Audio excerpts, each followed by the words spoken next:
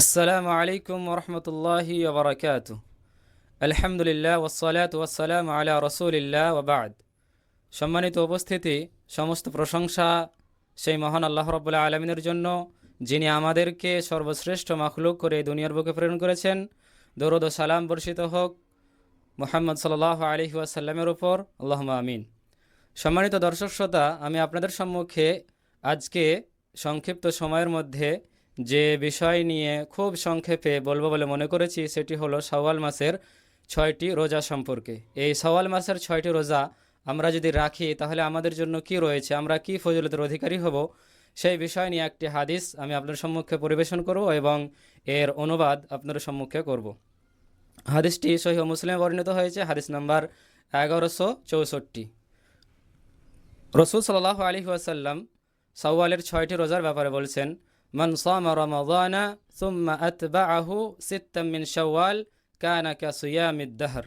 রসুল সাল্লাল্লাহু আলাইহি ওয়াসাল্লাম বলেছেন, যে ব্যক্তি রমজান মাসের সিয়াম পালন করলো, তারপরে আতবাআহু সিত্তাম মিন শাওয়াল, শাওয়াল মাসের 6টি রোজার অনুসরণ করলো, অর্থাৎ শাওয়াল মাসের 6টি রোজা রাখলো, কানা কাসিয়ামিদ দাহর, তাহলে সে পূর্ণ 1 বছর সিয়াম আদায় করার সমতুল্য সওয়াবের অধিকারী হবে। সহিহ মুসলিম। তো আমরা এই হাদিস থেকে বুঝতে পারছি, কোনো ব্যক্তি যদি রমজান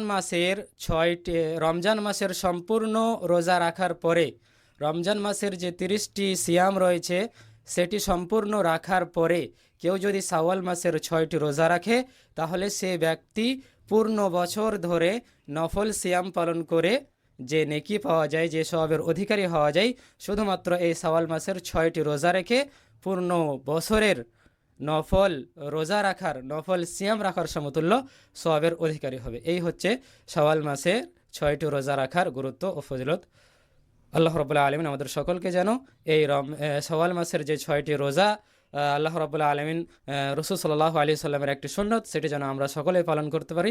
আল্লাহুম্মা আমিন। আসসালামু আলাইকুম ওয়া রাহমাতুল্লাহ।